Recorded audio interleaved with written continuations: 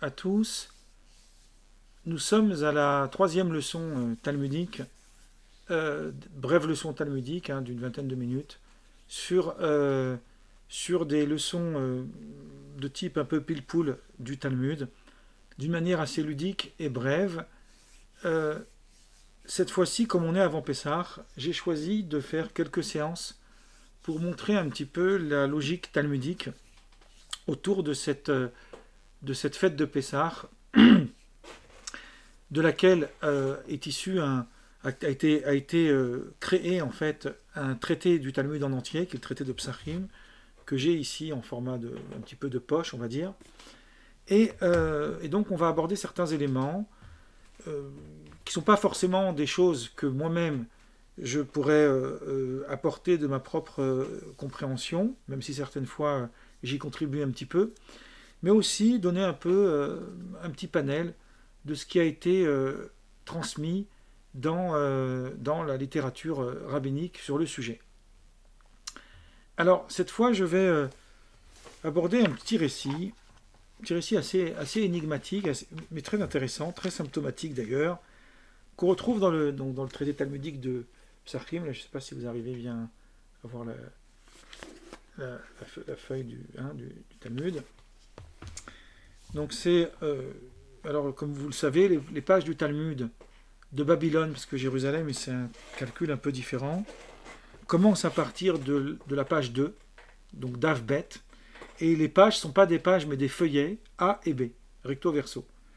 Donc on est dans la page 3, donc c'est la deuxième page en fait, feuillet B, et il y a une petite histoire à la fin de la page qui est assez intrigante. Je vais vous la lire, et on va essayer de voir un petit peu ce qu'il en est, ce qui a été dit à ce sujet.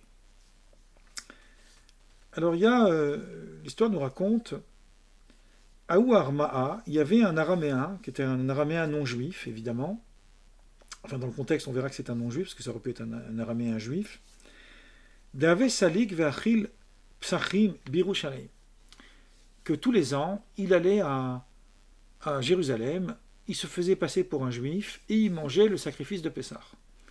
Alors vous savez que le sacrifice de Pessah, c'est interdit pour le non-israélite d'en manger. C'est d'ailleurs un petit peu la même configuration, on va dire, que le même contexte que l'Eucharistie chrétien, puisqu'il faut être baptisé pour pouvoir accéder à l'Eucharistie. Là aussi, il fallait être circoncis. C'est ce que dit le verset dans Exode 12. Alors, Exode 12, versets de 43 à 49. L'Éternel dit à Moïse et à Aaron, voici une ordonnance au sujet de la Pâque, aucun étranger n'en mangera, aucun incirconcis, etc., etc. Donc lui, c'est un non-juif, donc un incirconcis, qui va à Jérusalem, il dit rien, il prend sa part et il mange. Donc l'araméen est venu s'enorgueillir devant Rabbi Yehuda ben Betira pour dire, voilà, regarde, moi ce que je suis capable de faire, je suis capable d'aller à Jérusalem et de manger le Korban Pessah. Le Korban Pessah, c'est le sacrifice de l'agneau pascal. Et alors que c'est interdit dans la Torah. À Marley, Rabbi Yehuda ben Betira, il a trouvé un stratagème pour qu'il soit démasqué. Qu'est-ce qu'il a fait? Et il lui a dit, Mika Safou lecha me'alia, est-ce qu'on t'a donné à manger de la queue de la bête? Alors, tu lui dis la queue, mais qu'est-ce que tu me racontes? C'est quoi cette histoire de la queue? À Marley, l'eau. Il ne comprend pas, c'est quoi ta question de la queue? Ça me paraît bizarre. Moi j'arrive, on me donne à manger, je mange ce qu'on me donne. Alors il lui dit non. La prochaine fois que tu vas aller là-bas, et Maléou, dis-leur aux rabbis qui sont là-bas, Safouli mi alia, moi je veux manger de la queue. En fait, il est en train de lui dire, pour qu'on comprenne bien le contexte, tant que tu n'as pas mangé la queue, il n'y a aucun interdit. Tu peux manger ce que tu veux de la bête, c'est la queue que c'est interdit. Donc l'autre, il retourne là-bas à Jérusalem, il va, et il dit, moi je ne veux pas manger ce que vous me donnez, je veux la queue. Safouli mi alia, donnez-moi de la queue. Alors, Amrou, les rabbins s'étonnent et ils lui disent Alia, la queue, mais c'est pas possible. La queue, le gars voit ça le cas. Elle est entièrement brûlée sur l'autel pour l'honneur de Dieu. C'est ce qu'on retrouve dans Lévitique 3.9. Si on regarde là-bas, il y a la liste de toutes les parties de la bête qui sont entièrement consumées sur l'autel, dont la queue. Donc c'est impossible de manger la queue du corban. Tout le monde sait ça. Hein. C'est comme si que, par exemple, un non-juif, il allait participer à la prière le jour de Kippour à la synagogue, et il demande à quelle heure on fait le repas. C'est une question aussi... Pour les juifs qui allaient faire le corban Pessah, c'était une question aussi idiote, c'était inconcevable. Donc donc les rabbins se sont dit entre eux, il y a un truc bizarre. S'il est venu nous demander de la Aliyah, c'est qu'il y a un problème bizarre. Donc ils ont dit, Man amar lecha achi, qui t'a dit que tu pouvais manger de la queue? Amarle, et pourtant c'est ce que m'a dit Rabbi Yehuda ben Betira, le grand rabbin Yehuda ben Betira, qui lui il habite à Netzivin, qui est un village en dehors d'Israël. C'est lui qui m'a dit ça. Alors Amrou, ils lui ont répondu, Dekaman, mais d'où tu viens? Et ils se sont rendus compte qu'en fait c'était un païen. Et c'est comme ça qu'ils l'ont écarté, qu'ils ont su la mascarade. Ils ont donc envoyé un télégramme, une sorte de lettre, à Rabbi Yehuda ben Betira, et ils lui ont dit, c'est la fin de l'histoire, Shalom lecha Rabbi, que la paix soit sur toi, Rabbi Betira, Yehuda ben Betira, De'at benetzivin, que toi tu vis à Netzivin, Metsudatra prousa b'Yerushalayim, et ton piège, il s'étend jusque Jérusalem. Autrement dit, tu vis à Netzivin, mais tu n'as pas besoin de te déplacer jusqu'ici, tu as réussi à démasquer le fauteur de troubles. Tosfot, maintenant vous savez qui sont les commentaires de Tosafot, on ne les présente plus, ce sont en général des descendants ou des élèves de Rashi, ou des élèves d'élèves de descendants de Rashi, ça a duré pendant plusieurs siècles, sur place, donc dans le même passage du Talmud, pose une question intrigante. Pose une question, pourquoi Rabbi Yehuda ben Betira, il avait besoin d'user de ce stratagème, pourquoi il ne s'est pas déplacé lui-même? Il fallait aller amener le sacrifice de Pessah la veille du 14 Nissan, c'est-à-dire la veille de la fête de Pessah, donc il aurait dû se déplacer pour aller manger lui aussi, participer à la mitzvah, participer au commandement de l'agneau pascal. Réponse de Tosafot énigmatique. Veyesh Lomar, il faut répondre Shelo Ayalo Karka, qu'il ne possédait pas de terre, et que pour être astreint au commandement de l'agneau pascal, il faut posséder une terre. C'est pas tout à fait dit comme ça dans le Tosfot, mais je vous le configure comme ça pour que vous compreniez mieux ce qui va être dit après. Or, qu'est-ce que nous savons? On a un verset dans Exode 3, 34, 24, 25, qui parle dans ce verset de la terre, de la possession de la terre, mais non pas par rapport à la mitzvah, au commandement de Pessah, mais par rapport au commandement du pèlerinage. Donc je vais expliquer un petit peu de quoi ça parle. Les trois fêtes, c'est ce qu'on appelle les trois régalim.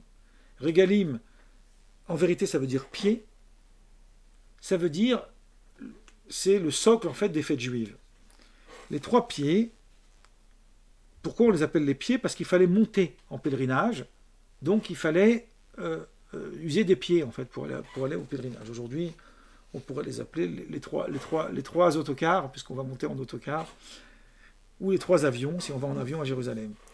Bref, pendant qu'on va à Jérusalem, 3 fois par an, on va se faire voir à la présence divine. C'est ce qu'on appelle le lieu de pèlerinage. Bon.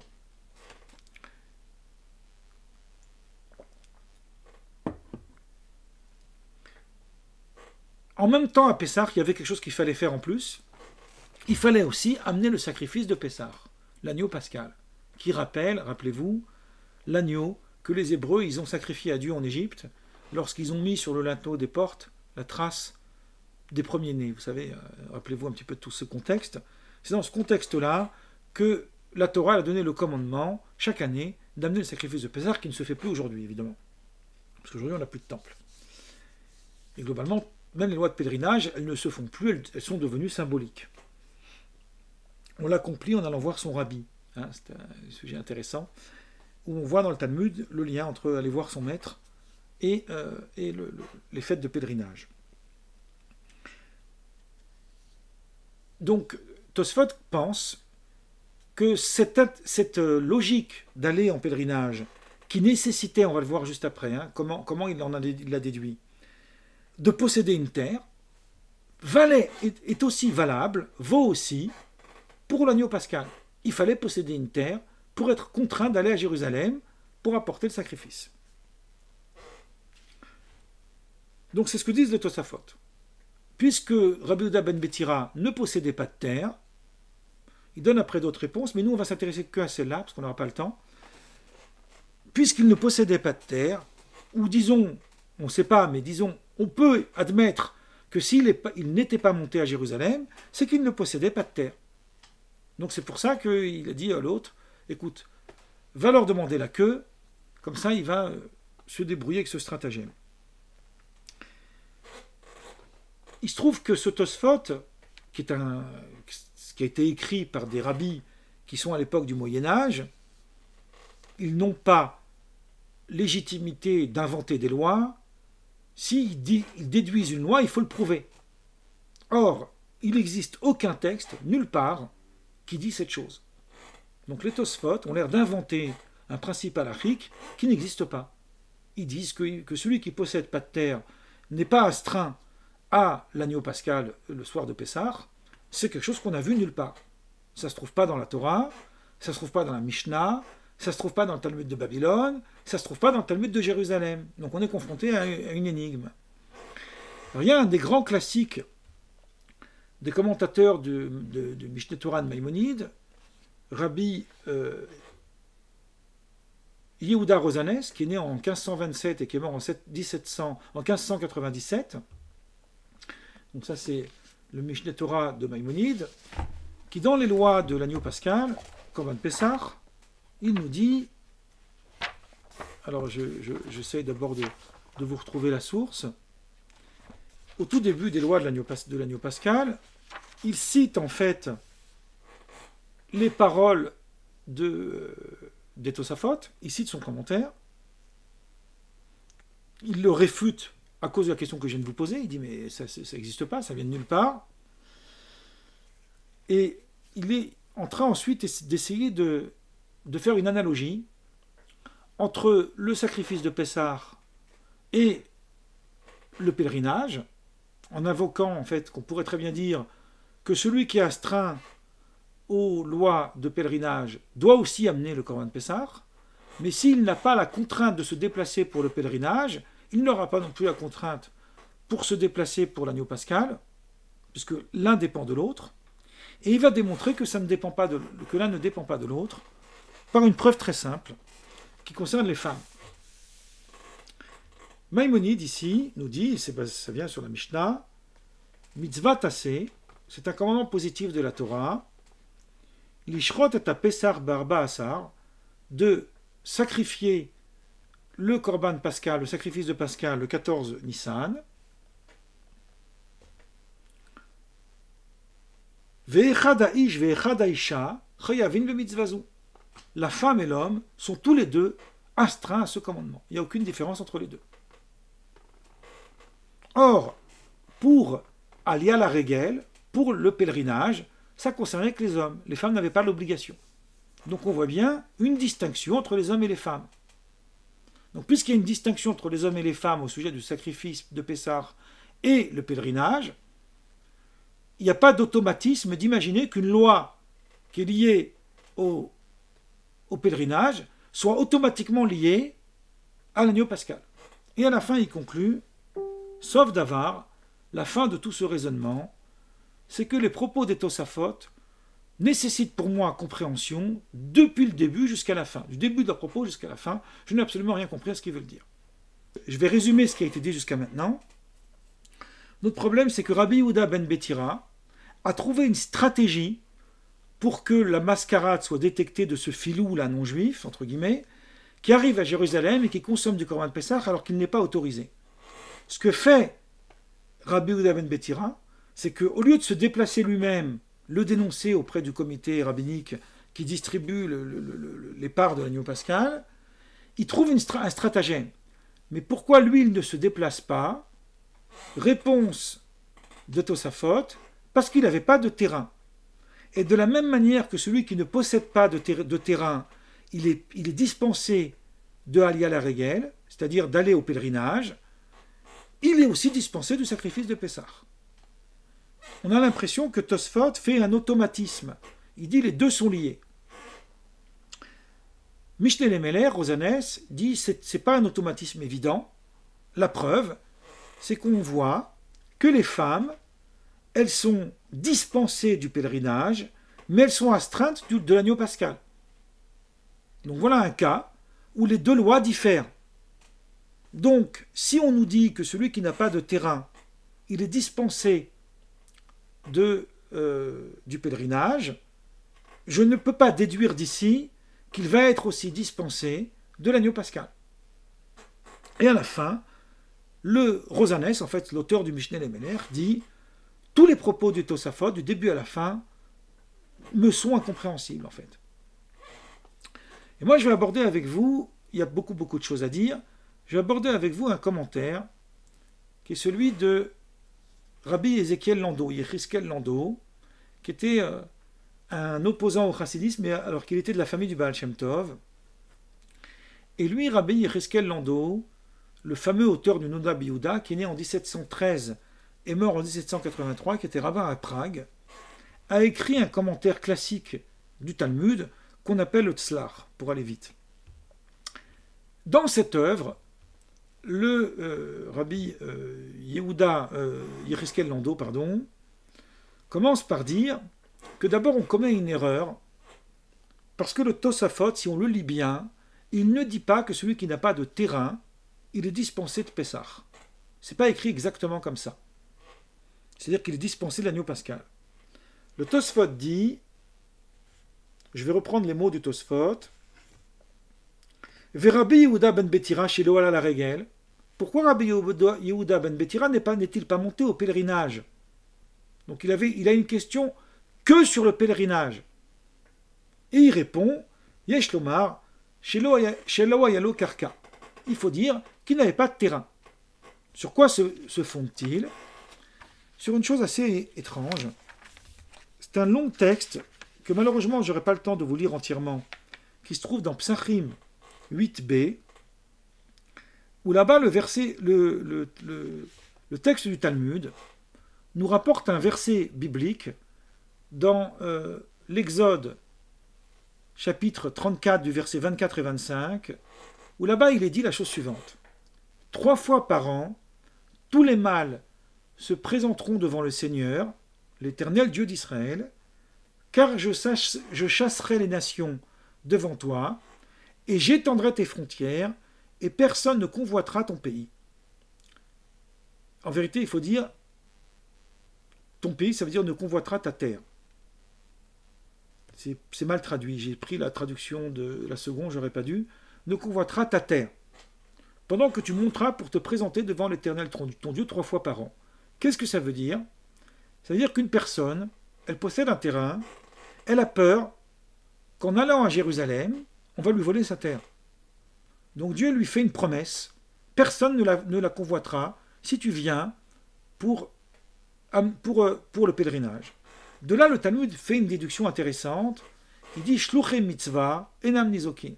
Ça veut dire, les émissaires qui sont envoyés par Dieu pour faire une mitzvah, c'est-à-dire pour remplir un commandement de la Torah, leur tâche religieuse, ils ne seront pas en danger. Donc ils n'auront pas de risque qu'on puisse leur convoiter la terre. Ça veut dire que le problématique se pose pour celui qui possède une terre. Celui qui ne possède pas de terre, il n'est pas confronté à cette situation, donc il n'a pas d'obligation d'aller au pèlerinage. Ça, c'est la déduction que fait le Talmud. Maintenant, le problème, c'est qu'à propos de Pessah, à propos de l'agneau pascal, on n'a effectivement nulle part cette idée que celui qui n'a pas de terrain, il n'est pas obligé de la porter, au contraire, l'agneau pascal concerne tout le monde, même les enfants, même si ce ne sont pas eux qui devaient amener le corban, mais on devait le faire pour eux. Toute la famille venait au pèlerinage, enfin venait au corban Pessah, pas au pèlerinage mais à l'agneau pascal. Mais par contre, pour le corban Pessah, on avait une autre dispense, qui était celui de vivre trop loin de Jérusalem. Ceux qui vivaient trop loin de Jérusalem, la Torah ne leur avait pas imposé de se rapprocher. Donc, puisque Rabbi Yehuda ben Betira vivait à Netzivin, donc en dehors de la terre d'Israël, il était forcément loin de Jérusalem, donc il n'avait pas d'obligation d'y aller pour l'agneau pascal. Il n'avait pas d'obligation non plus d'y aller pour le pèlerinage, parce qu'il n'avait pas de terrain. Je vais maintenant expliquer, puis après je vais m'arrêter là, qu'est-ce que Ézéchiel Landau veut dire. Même si sur lui aussi on a questionné, etc. Je vais expliquer qu'est-ce qu'il veut dire. On a ici deux commandements a priori qui s'entrechoquent l'un et l'autre. On a aller à la régel, le pèlerinage, et on a l'agneau pascal. Imaginons par exemple qu'on ne soit pas obligé d'amener l'agneau pascal parce que on est trop loin de Jérusalem. On est ce que le verset dit, c'est-à-dire qu'on est installé trop loin. On n'a pas l'obligation d'y aller, puisqu'on est trop loin. Il y a une mesure, c'est à peu près 15 000, ça correspond entre 15 et 20 km, si on fait un calcul précis. Donc, si on est trop loin de Jérusalem, donc on n'a pas l'obligation d'amener l'agneau pascal.